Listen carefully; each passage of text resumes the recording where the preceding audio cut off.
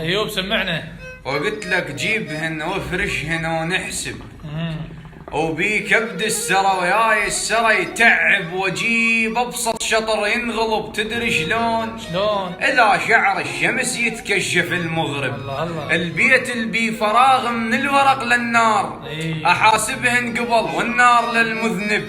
اللي يفهم بالعطش يروي الظما من الفوق والما يفتهم مدرسة حدر الحب. احط نخل القصيدة بصحراء وجويريد واخزرهن واشوف الماء رضى يرطب. وقلت لك بالشكل مو كل شي ما تنقاس. الشايب من حن والمنجل محدب.